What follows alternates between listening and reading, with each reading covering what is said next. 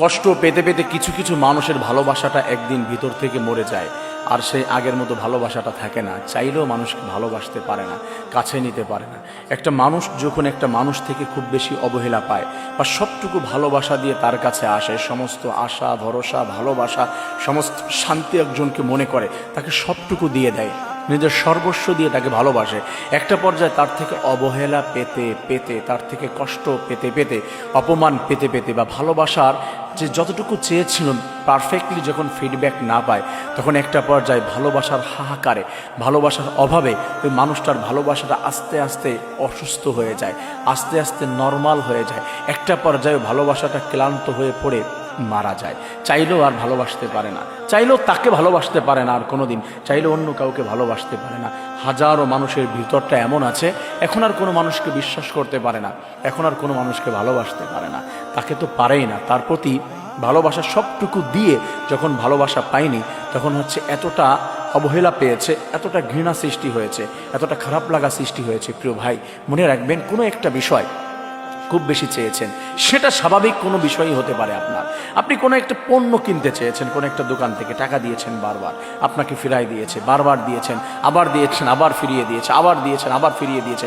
এমনভাবে করতে করতে আপনার ওই ভিতরে আগ্রহটা কমে যাবে, আপনার ভিতরে একটা জিদ সৃষ্টি হবে, খারাপ লাগা সৃষ্টি হবে। ওই যে প্রথম যে আকর্ষণটা আপনার ছিল তার প্রতি, যে ওইটা আমি নিব, ওইটা আমার লাগবে, বারবার যখন তাকে মিস করা হয়, বারবার যখন তাকে এটা ফিরিয়ে দেওয়া হয়, ধোঁকা দেওয়া হয়, একটা পর্যায়ে আকর্ষণটা কমে যায়, ওই ভালোবাসাটা, ওই চাহিদাটা আস্তে আস্তে কমতে কমতে একবারে মারা যায়। লাস্ট পর্যায়ে তাকে যদি দেওয়া হয় যে নাও তোমাকে পণ্যটা দিয়ে দিলাম, বলো ওদের কী করবো, লাগবে না আমার। কারণ ওই যে প্রথমবার চেয়েছিল, আকর্ষণ ছিল, দেয়নি, একটু খারাপ লেগেছে, মনে হয় পাবো না, আবার দেয়নি, আবার পাবো না।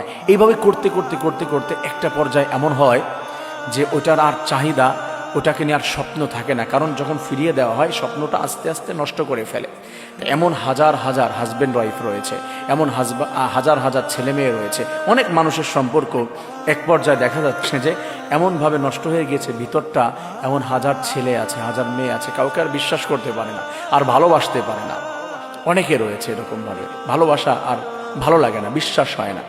কারণ এত বেশি অবহেলা পেয়েছে, এত বেশি কষ্ট পেয়েছে, এতবার ফিরিয়ে দিতে দিতে আর ভালোবাসার জায়গাটা থাকে না, নষ্ট হয়ে যায়, মরে যায়।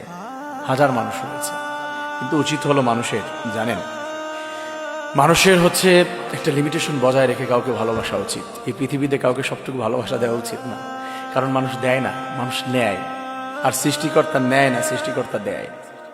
যদি আমরা এই ভালোবাসাটুকু, আল্লাহ তাআলা বলছেন, ওয়ামিনান নাসি মাইয়াত্তাখিযু মিন দুনিল্লাহ আনদাদা ইউহিব্বুনাহুম কাহুব্বিল্লাহ।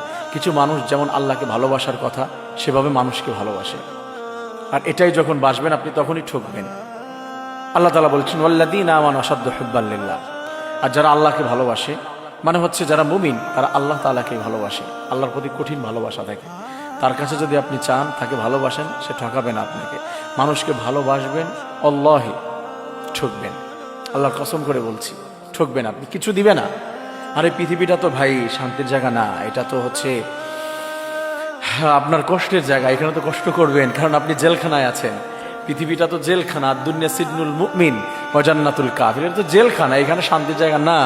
আপনি কিভাবে মানুষের থেকে ভালোবাসা পাবেন? মরে যাবে ভালোবাসাটা।